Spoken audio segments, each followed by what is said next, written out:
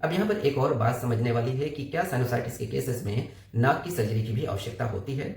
दोस्तों, बहुत सारे पेशेंट हमारे पास ओपीडी में आते हैं नाक की कुछ परेशानी लेकर के, और जब हम उनसे पूछते हैं कि उन्हें क्या परेशानी है तो वो बोलते हैं कि उन्हें साइनोसाइटिस है। और जब हम डिटेल में उनकी हिस्ट्री और एग्जामिनेशन करते हैं तो हमें पता चलता है कि उन्हें साइनस की कोई परेशानी नहीं है। तो दोस्तों, इस वीडियो में मैं आपको साइनस और साइनोसाइटिस के बारे में कुछ डिटेल में बताऊंगा। पहले समझते हैं कि ये साइनस क्या होता है। साइनस दरअसल हमारे चेहरे की ये जो हड्डी होती है, इसमें 8 या 4 जोड़ी कैविटीज होती हैं इन बोन के अंदर, जिन्हें हम साइनस बोलते हैं। यहाँ पर 2 कैविटीज होती हैं, 2 कैविटीज यहाँ पर होती हैं, और एक ब्रेन के बिल्कुल नीचे इस जगह पे होती है, और नाक के दोनों साइड में यहाँ पर भी दोनों तरफ साइनसेस होते हैं। इन साइनसेस के अंदर चिपचिपा पानी यानी म्यूकस बनता है। वो म्यूकस छोटे छोटे हेयर सेल्स यानी सीलिया के थ्रू मूव करता है। इस तरह से धीरे धीरे वो सीलिया म्यूकस को आगे बढ़ाते रहते हैं, और वो म्यूकस साइनस से नाक में आता है, और फिर नाक से होता हुआ हमारे गले में, और गले से पेट में चला जाता है। अब ये जो साइनस होते हैं, इनका कुछ इंपॉर्टेंट काम होता है। जब भी हम कोई सांस अंदर खींचते हैं तो ये साइनस अंदर जाने वाली हवाओं की एयर कंडीशनिंग करते हैं, यानी उसका टेम्परेचर और उसकी ह्यूमिडिटी को मेंटेन करते हैं। ये हमारे चेहरे को लाइट बनाते हैं, हल्का बनाते हैं, क्योंकि इनमें एयर भरी होती है। ये हमारे चेहरे को इंसुलेशन देते हैं, थर्मल इंसुलेशन देते हैं, और ये हमारी जो वॉइस क्वालिटी होती है, यानी जो हम बोलते हैं, उसकी क्वालिटी को बेटर बनाते हैं। अगर हमारे साइनसेस ब्लॉक हो जाएं तो हमारी जो वॉइस है वो ऐसा लगेगा कि कुछ नाक से निकल रही हो। अब अगर किसी वजह से इन साइनस के अंदर इन्फ्लामेशन यानी सूजन आ जाए, तब हम इसे साइनोसाइटिस बोलते हैं। साइनोसाइटिस 2 शब्द से मिलकर बना है। Sinus means sinus, itis means inflammation या सूजन। साइनस के अंदर इन्फ्लामेशन या सूजन आना। अब साइनोसाइटिस का होने का कई सारे कारण हो सकते हैं, जैसे कि किसी तरह का वायरल या बैक्टीरियल या फंगल इन्फेक्शन हो जाना साइनस के अंदर। स्विमिंग पूल में नहाते समय जो क्लोरीनेटेड वाटर होता है नाक में जाने से, उस क्लोरीन की वजह से भी साइनस के अंदर इन्फ्लामेशन हो सकता है, केमिकल इरिटेशन की वजह से। किसी तरह का नाक में कोई ऐसी रुकावट हो, मास हो, जैसे कि नाक की हड्डी का टेढ़ा होना, या नाक में टर्बिनेट या मांस का बड़ा होना, पॉलिप का बड़ा होना, या एलर्जी की वजह से नाक के अंदर सूजन होना, तो इन सब रुकावट की वजह से भी साइनस के अंदर इन्फेक्शन या इन्फ्लामेशन हो सकता है। अगर साइनस के अंदर का जो म्यूकस है वो बहुत थिक हो जाए, या नाक के अंदर म्यूकस जमने लग जाए, नाक में सूखापन हो, तो इससे नाक के सीलिया काम करना कम कर देते हैं या बंद कर देते हैं। तो ऐसे में भी साइनस के अंदर म्यूकस इकट्ठा होने लगता है, और फिर उसमें इन्फेक्शन लग जाता है, और साइनस के अंदर इन्फ्लामेशन या सूजन आ जाती है। तो ये कुछ कॉमन कारण हो सकते हैं साइनस के अंदर सूजन आने का, यानी साइनोसाइटिस होने का। अब जो साइनोसाइटिस होती है, इसको हम कई तरह से 2 ग्रुप में डिवाइड कर सकते हैं। एक साइनोसाइटिस होती है क्लोज साइनोसाइटिस। अगर ये जो साइनस होते हैं, इनकी जो ओपनिंग नाक के अंदर खुलती है, अगर वो ओपनिंग बंद हो जाए सूजन की वजह से, तब हम इसे क्लोज साइनोसाइटिस बोलते हैं। और अगर ये ओपनिंग खुली रहे और साइनस में इन्फ्लामेशन रहे, तब हम इसे ओपन साइनोसाइटिस बोलेंगे। अगर साइनोसाइटिस ज्यादा है और अभी जल्दी हुई है तो हम इसे एक्यूट साइनोसाइटिस बोलते हैं, और अगर साइनोसाइटिस माइल्ड है और लंबे समय से बनी हुई है तो हम इसे क्रोनिक साइनोसाइटिस बोलते हैं।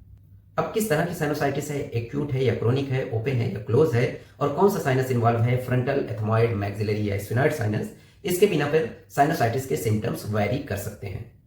तो चलिए समझते हैं कि साइनोसाइटिस के कॉमन सिम्टम्स क्या होते हैं।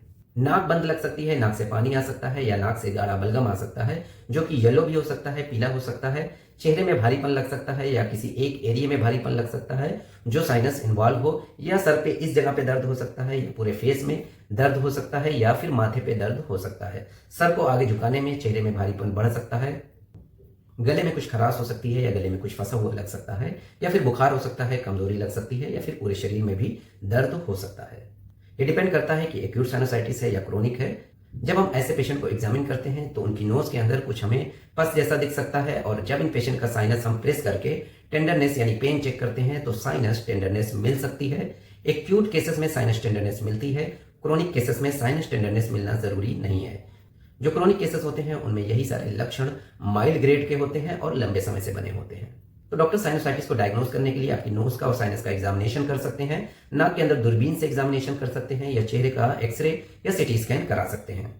अब किस तरह की साइनोसाइटिस है उसके बिना पर डॉक्टर आपको कुछ एंटीबायोटिक, कुछ एंटीहिस्टामिनिक, कुछ एंटी इन्फ्लामेटरी या पेन किलर या एनाल्जेसिक, जो एनाल्जेसिक या पेन किलर होती हैं उनका जो काम करने का तरीका होता है वो होता है एंटी इन्फ्लामेटरी, यानी वो सूजन को कम करती हैं। कुछ स्टेरॉइड्स भी दे सकते हैं जो कि पोटेंट यानी बहुत ही स्ट्रॉन्ग एंटी इन्फ्लामेटरी ड्रग होती हैं, तो स्टेरॉइड भी दिए जा सकते हैं।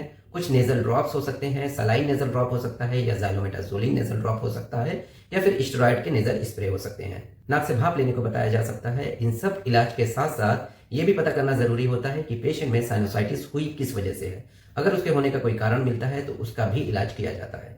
अब यहाँ पर प्लीज आप कमेंट करके ये मत पूछिएगा कि साइनस का इलाज क्या है। अगर मैं साइनस का कंप्लीट इलाज बताने बैठूं तो शायद 1 घंटे सिर्फ उसी में लग जाएंगे, और उस इलाज को देख करके हो सकता है कुछ लोग खुद से मेडिकेशन लेना शुरू कर दें, और वो मेडिकेशन कुछ लोगों में नुकसान भी कर सकती है। इसलिए मैं मेडिसिन के नाम नहीं बताता हूं, क्योंकि इलाज बताने के लिए उन मेडिसिन के बारे में बहुत सारी चीजें, डोज, साइड इफेक्ट, इंडिकेशन, कब देना है कब नहीं देना है, बहुत सारी चीजें जाननी होती हैं। अब यहाँ पर एक और बात समझने वाली है कि क्या साइनोसाइटिस के केसेस में नाक की सर्जरी की भी आवश्यकता होती है। तो दोस्तों, अगर नाक में कोई ब्लॉकेज आ रहा है, यानी कोई ऐसी चीज है जो साइनस को खुलने से रोक रही है, तो उस रुकावट को हटाने के लिए भी सर्जरी की जरूरत हो सकती है, जैसे कि नाक की टेढ़ी हड्डी होना, या नाक में एडेनॉइड का बढ़े होना, या नाक में पॉलिप होना इत्यादि।